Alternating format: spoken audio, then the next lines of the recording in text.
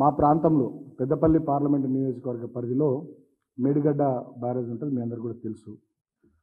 So ఆ Medigadda barrage గత డిసెంబర్లో కుంగిపోతే అప్పుడున్నటువంటి ఎన్నికల వాతావరణంలో ఇమీడియట్గా ఎవరైతే గెలుస్తారో వాళ్ళు పనులు ప్రారంభించాల్సినటువంటి పరిస్థితుల్లో అప్పుడు రాష్ట్రంలో అధికారంలోకి వచ్చినటువంటి కాంగ్రెస్ పార్టీ ప్రభుత్వాన్ని ఏర్పాటు చేసిన తర్వాత తక్షణమే మేడిగడ్డ బ్యారేజ్కి సంబంధించినటువంటి రిపేర్లు చేసి ఆ పనులన్నింటినీ పూర్తి చేసి పోయిన రబీ సీజన్లో అంటే యాసంగి సీజన్లో కానీ ఈ ఖరీఫ్ వానాకాలం సీజన్లో కానీ తెలంగాణ రైతాంగానికి మంచిగా నీళ్ళందించాల్సినటువంటి కాళేశ్వరం ప్రాజెక్టు నుండి నీళ్ళందించాల్సినటువంటి బాధ్యత నుండి పూర్తిగా తప్పుకున్నది. దాంట్లో రెండు కారణాలు మాకు కనబడతా ఉన్నాయి. ఒకటి, గతంలోని మా బీఆర్ఎస్ ప్రభుత్వం పైన నింద వేయడం, బీఆర్ఎస్ ప్రభుత్వం పైన విద్వేషాన్ని విషయాన్ని, అదేవిధంగా బీఆర్ఎస్ ప్రభుత్వం చేయబట్టే ఈ రకంగా జరిగిందనేటటువంటి ఒక రకమైనటువంటి ప్రచారాన్ని ప్రజల్లోకి తీసుకెళ్లాలనేటటువంటి ఆలోచనతో అట్లా చేసినట్టుగా స్పష్టంగా అర్థమైంది. ఒకటి. రెండవది ఏంటంటే, మొన్ననే ఒక నోటిఫికేషన్ ఇచ్చింది ఈ కాంగ్రెస్ ప్రభుత్వం. దాని ప్రకారం ఏంటంటే మేడిగడ్డ బ్యారేజ్లో 92,77,343.57 క్యూబిక్ మీటర్ల ఇసుకను ఒక బ్రాహ్మణపల్లి నుంచి మొదలుకొని తర్వాత మన బెగ్లూరు, ఎల్కేశ్వరం, బొమ్మాపూరు, ఈ తదితర సూరారం, కుంట్లం ఈ ప్రాంతాల్లో 92,77,343.57 క్యూబిక్ మీటర్ల ఇసుకను మేడిగడ్డ బ్యారేజ్ నుండి తీయాలని చెప్పి నిర్ణయం తీసుకుంటూ కాంగ్రెస్ ప్రభుత్వం మొన్ననే టెండర్లు ఆహ్వానిస్తూ నోటిఫికేషన్ రిలీజ్ చేసింది. ఇక్కడ స్పష్టంగా అర్థమవుతున్నది ఏంటంటే, మేడిగడ్డ బ్యారేజ్ను వీళ్ళు ఎందుకు రిపేర్ చేయలేరంటే, నేను ఇందాక చెప్పినట్టుగా ఒక కారణం, గత ప్రభుత్వం మీద నిందలేసి గత ప్రభుత్వాన్ని బదనాం చేయడం అనేది ఒకటైతే వీళ్ళ లక్ష్యం. రెండవది ఏంటంటే, ఇక దీంట్లో ఇన్ని లక్షల క్యూబిక్ మీటర్ల ఇసుకను ఎత్తుకొని పోవాలి, ఈ ఇసుకను తీసి కోట్లాది రూపాయలు కాంగ్రెస్ పార్టీ నాయకుల జేబుల్లోకి నింపాలనేటటువంటి ఆలోచన రెండవ ఆలోచన స్పష్టంగా అర్థమవుతున్నది.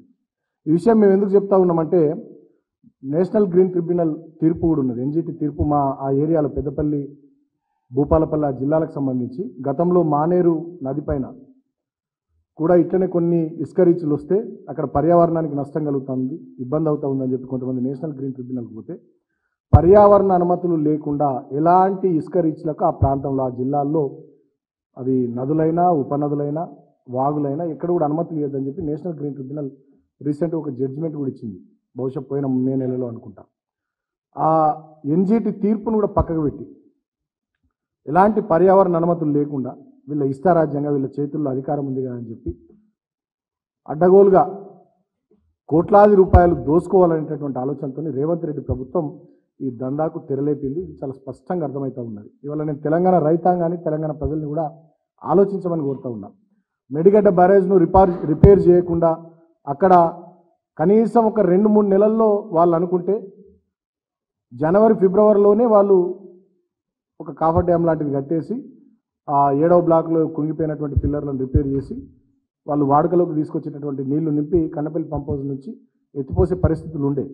అయినప్పటికీ కూడా వాళ్ళు దాన్ని పక్కన పెట్టి ఉద్దేశపూర్వకంగా మమ్మల్ని బదనాం చేయడం ఒకటి. రెండవది, ఈ పందికొక్కులాగా ఇసుకను మెక్కి కోట్లాది రూపాయలు కాంగ్రెస్ నాయకులు ముఖ్యమంత్రి నుంచి మొదలుకొని అక్కడ కింది స్థాయి నాయకుల వరకు ఈ డబ్బులు దొబ్బాలనేటటువంటి ఆలోచనతో కనీస పర్యావరణ అనుమతులు లేకుండా ఇష్టం వచ్చినట్టుగా ఇవాళ సూరారం నుంచి కుంట్లం వరకు 92 లక్షల పైచల క్యూబిక్ మీటర్ల ఇసుక తవ్వకాలకు వీళ్ళు తెరలేపినారు. సో దీన్ని బట్టి కాంగ్రెస్ పార్టీ యొక్క ద్వంద్వ వైఖరి, వాళ్ళ నీతి అర్థమవుతా ఉంది.